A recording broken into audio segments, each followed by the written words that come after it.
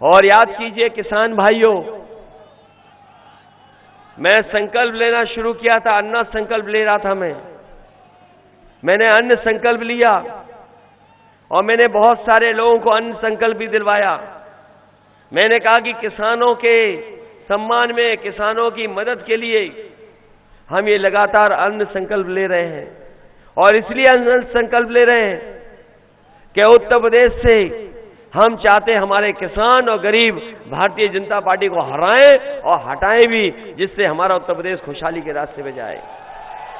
लेकिन बुंदेलखंड, यहां पर जो समस्याएं हैं पलायन की है, यहां तमाम लोगों को नौकरी रोजगार नहीं है, बाहर जाना पड़ रहा है।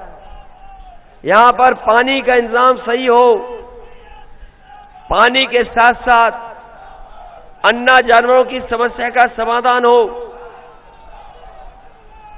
इसलिए समाजवादी पार्टी ने, हम सब लोग तय कर करके आए हैं कि आने वाले समय में जब समाजवादी सरकार बनेगी तो घरेलू बिजली का बिल 300 यूनिट माफ होगा, कोई बिल नहीं देना पड़ेगा। आप बताइए, जब बिजली का बिल आता है तो करंट लगता है कि नहीं लगता है? और बाबा जी ने कितनी महंगी कर दी बिजली।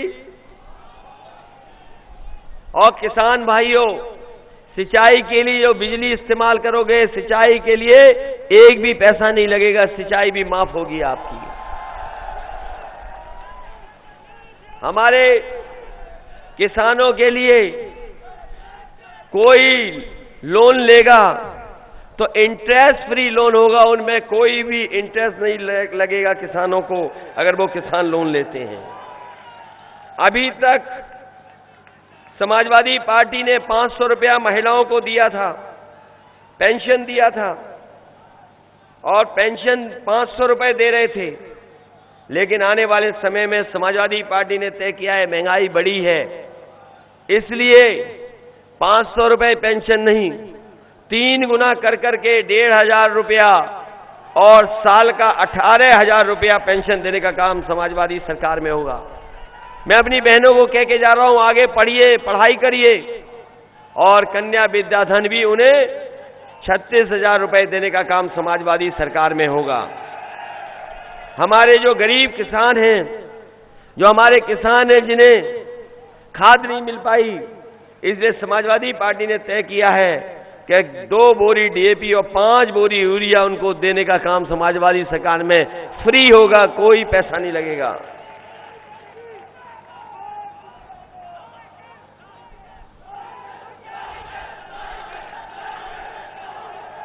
और न केवल ये चीजें, इसके साथ साथ नौजवानों के लिए तय किया है कि जो लोग गर्मी निकालने की बात कर रहे थे, मैं उन्हें कहना चाहता हूं कि पिछले 3 साल से कोई भी फौज में भर्ती नहीं हुई है। इसलिए समाजवादी सरकार बनेगी तो फौज की नौकरी और पुलिस की नौकरी का भी इंतजाम समाजवादी पार्टी की सरकार में होगा। साथ ही साथ 11 लाख पद खाली हैं सरकार के, 11 लाख पदों को भी भरने का काम समाजवादी सरकार में होगा, जिससे नौजवानों का भविष्य बन जाए। मुझे याद है कि जिस समय नेताजी की सरकार थी तो आपके जिले को मेडिकल कॉलेज मिला था। समाजवादी सरकार जब दोबारा बनी तो उस मेडिकल कॉलेज को और अच्छा किया गया। कम से कम बच्चे पढ़ लिख करके डॉक्टर बन जाएं और आसपास के गरीबों को कहीं और न जाना पड़े, इलाज यहीं मिल जाए। लेकिन भारतीय जनता पार्टी की 5 साल की सरकार ने आपके मेडिकल कॉलेज को भी बर्बाद कर दिया। इलाज नहीं, डॉक्टर नहीं, नर्सें नहीं, वार्ड बॉय नहीं, पता नहीं क्या करते रहे 5 साल। और जो गरीबों की एम्बुलेंस थी, गांव में भी अगर फोन मिलाते थे तो एम्बुलेंस वही पहुंचती थी जो समाजवादी सरकार की थी, लेकिन एम्बुलेंस को भी बर्बाद कर दिया।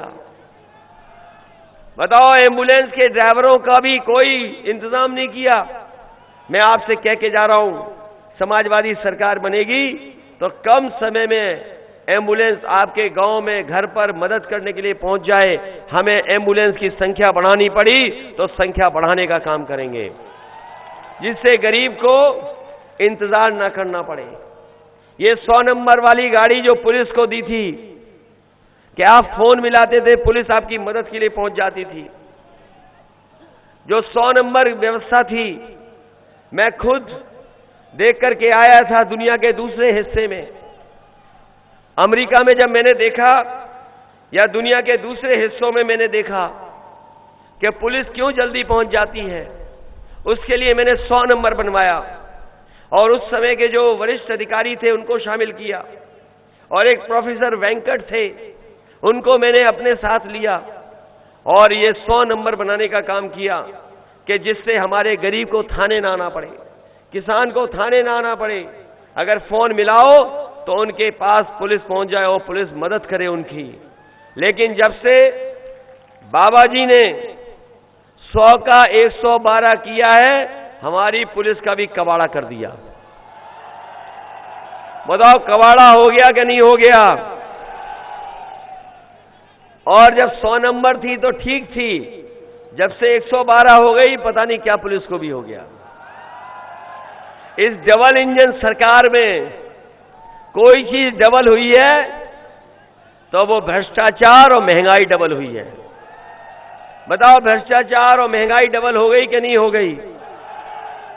और ये लोग जो कानून व्यवस्था के बारे में कहते हैं, कानून व्यवस्था समाजवादी आएगी तो कानून व्यवस्था खराब हो जाएगी। बताओ बाबा मुख्यमंत्री पे मुकदमे हैं कि नहीं थे?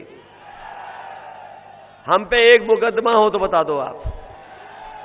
और अपने जीवन में जो हमारा पहला मुकदमा लगाया वो भी बाबा मुख्यमंत्री ने लगाया। वो भी कौन सा मुकदमा लगा? जब हम किसानों के आंदोलन में शामिल होने जा रहे थे तो कोरोना वाली धारा लगा दी हम पे भी। बताओ कैसे बाबा मुख्यमंत्री है और उनके ऊपर कौन कौन से मुकदमे, कभी सोचा आपने? और इनकी सरकार तो ऐसी है, इनकी सरकार तो ऐसी है कि जहां पर एक पुलिस कप्तान आईपीएस फरार है। बताओ फरार है कि नहीं आईपीएस? ये महोबा में था आईपीएस और आईपीएस फरार है, अभी तक नहीं पकड़ा गया। और क्यों नहीं पकड़ा गया? क्योंकि उसके गुजरात से संबंध है, इसलिए वो आईपीएस आज तक नहीं पकड़ा गया।